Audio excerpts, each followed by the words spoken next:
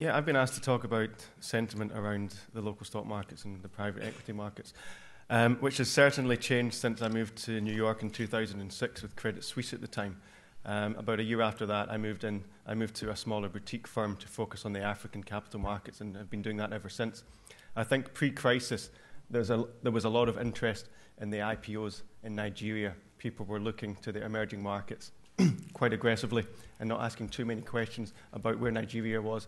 They couldn't necessarily place these countries on a map. It was fascinating as I sold IPOs across Eastern Europe to US investors and overlapped with some of Africa and South Africa.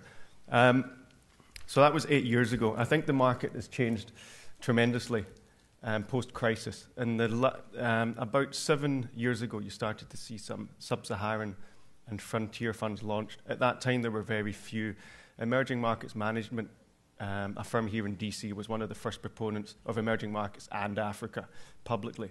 And that firm has since spawned a few other firms that invest in Africa. You've seen a lot of interest out of sub-Saharan funds now launching, but that has spurned a number of frontier funds. The BRIC markets 2 to 3 years ago weren't performing particularly well. Growth was obviously more subdued, and investors were ultimately looking for greater yield and greater stock market returns elsewhere, as growth in Africa surpassed them quite substantially. So you've seen these funds, both sub-Saharan and frontier, launched by some very large institutional fund managers and funds that have separated off from them, come out of South Africa quite significantly. As a number of funds themselves look to get exposure into sub-Saharan Africa. You've seen a lot of launches in Europe, Germany, Scandinavia, and London in particular, and America, which is the market that I focus on. Not just out of the tri-state area in the Northeast, out of Chicago, San Diego, Seattle, and Miami.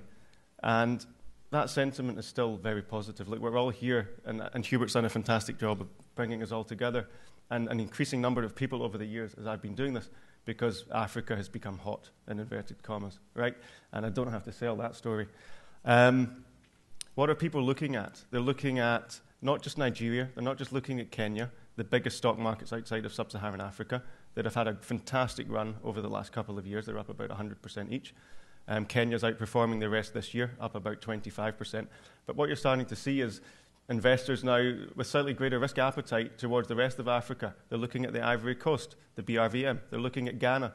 And I'll talk about the trends because John isn't here in a second. They're looking at Tanzania because foreign ownership restrictions just came off. And we're taking a number of investors there to Dar es Salaam in about a month's time. Amongst other markets, Rwanda. I IPO'd Bank of Kigali a couple of years ago, the largest bank there. And then Southern Africa. Zimbabwe's been on the tip of a lot of people's tongue this year. As well. And I think sentiment around that country is improving with the IMF starting to focus on it a bit more closely. I'll also just mention the private equity side. I think we've touched upon it, obviously, with Ed being here. There are a number of significant players in the space that have been doing Africa for a while. Carlyle and some of their major peers have now got into the market and raised significant capital. And I think that ties into the next point about what the IFC and World Bank can do, and ultimately working with the private equity firms and the capital markets community to incentivize firms and stock exchanges to list companies in Africa, which really hasn't happened in great shape or form over the last 6 or 7 years. You had Safaricom, Vodafone out of Kenya. Of late, you had Seplat, a $2 billion oil and gas company out of Nigeria, co-listing in London. But we really haven't had enough significant listings. And I think the likes of African Alliance, who work across Africa and across all of these, we have more stockbroking licenses than anyone in Africa. It's ultimately up to us and our private equity partners and companies to work together with the stock exchanges to make this happen. But ultimately, they need to incentivize companies to do it. The governments have been talking for a long time about privatizing business. And yeah, as I said, it's about the community coming together to provide the right type of advice that these companies ultimately need. Are there any, now you mentioned, any specific incentives you think could help in getting the market moving at this point? Or is it a matter of just breaking regulations, breaking through? Well, I think money talks, ultimately. And if you can, as many stock exchanges do, they provide a slightly better tax incentive to companies once they list. I think that's certainly something which they're focused on. I think what you also have is a lot. Africa's, well, not unique, but there's a number of very successful and large family operators across Africa. And obviously, once you list your financials and a lot of information about your company becomes public.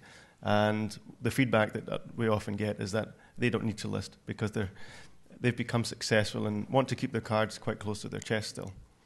So it's a back and forth negotiation, so to speak, with the stock exchanges. And I think a lot of them are actually quite forthcoming and willing to make something happen of it.